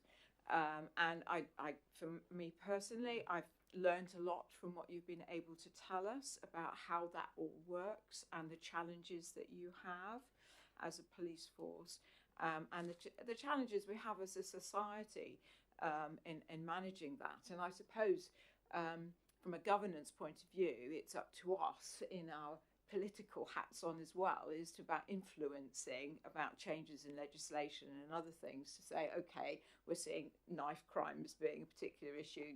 Do we, you talked about knife crime regulative in relation to gun crime and that kind of thing. So I think, we can take away stuff that we might think, okay, we need to try and do what we can to influence legislation to reflect what we're seeing in our society. So I think we've learned what we could put into a councillor briefing session, because what we're hearing is actually important to our residents. I think we could reflect that in councillor briefings.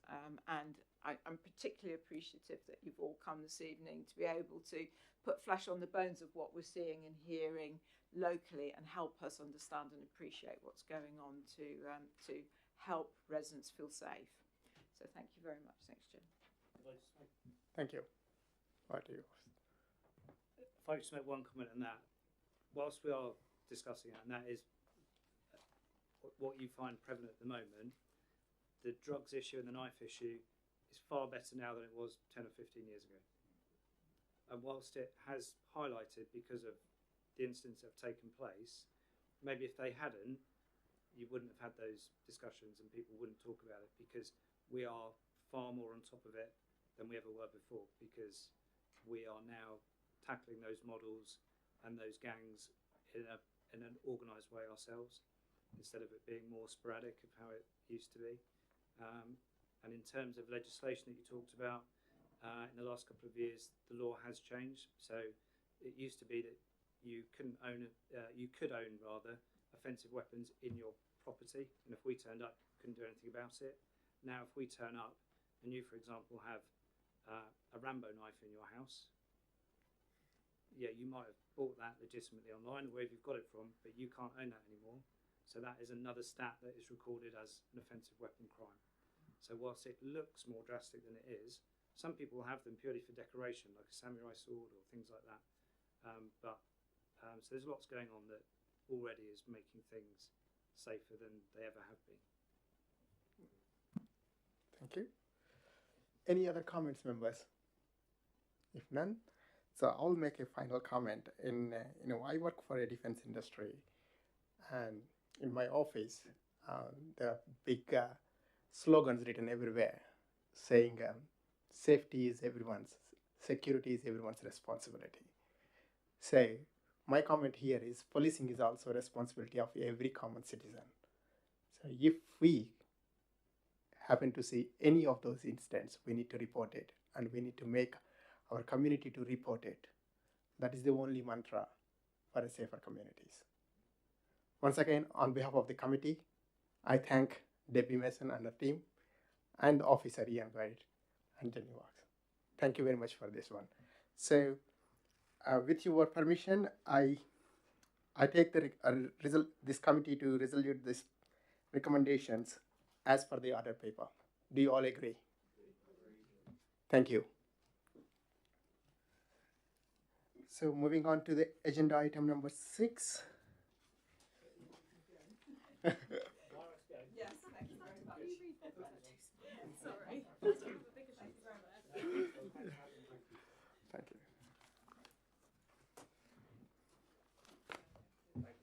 Thank you.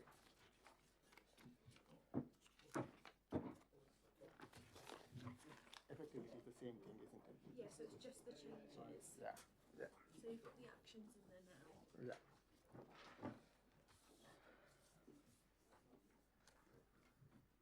Okay, agenda item 6. Members to, I had to read out yesterday we have received an email about the update on this item. So hope you have seen it.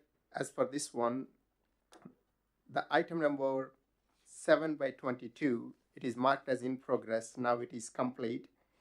The cabinet member for partnerships wrote to the PCC on 19th.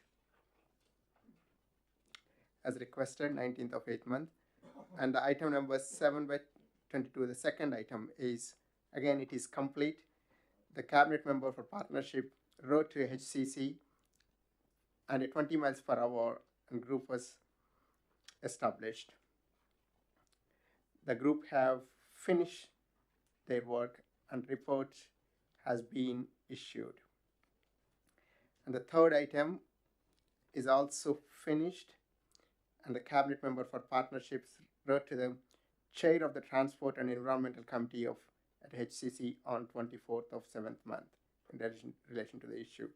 The only one is, the pending one is a EPH committee, which is in progress.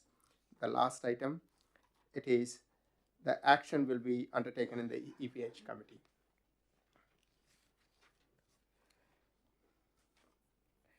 So this committee is noting this tracker. Do you all agree?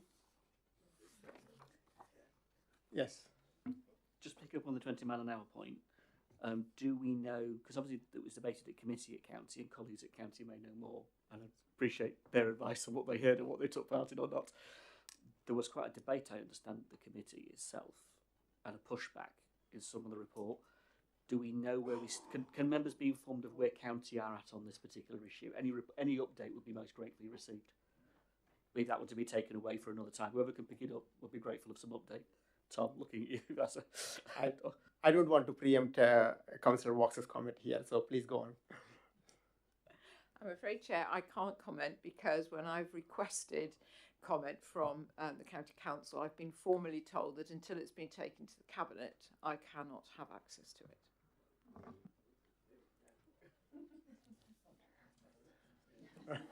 Thank you very much, Councillor James. I really appreciate that. Oops. Okay. So moving on to agenda item number 7, which is Community Environment and Partnership Work Program. So I think this is the last meeting in this municipal year. Yes. Yeah. As per the order work papers, so the item in New Year's they're all been listed and will be taken out in the next municipal year. Yes, Mr. Tuck. Oh, hi. I put in a request about the GI strategy review last summer. I think it was the first thing I did when I joined this committee. And I'm slightly feeling that the only place the long grass is growing is on the timetabling of this item. Could we get something fixed soon, please? Yeah. I think we're just waiting for the outcome of next week's council meeting, where I think you're going to debate some of the potential options in terms of committee structures. But again, once that's all sort of agreed, we know which committees will stand from the next municipal year, we can firm up the agenda. But yes, we are working towards June as the date for the GI update. Thank you, Tom. Any more programs?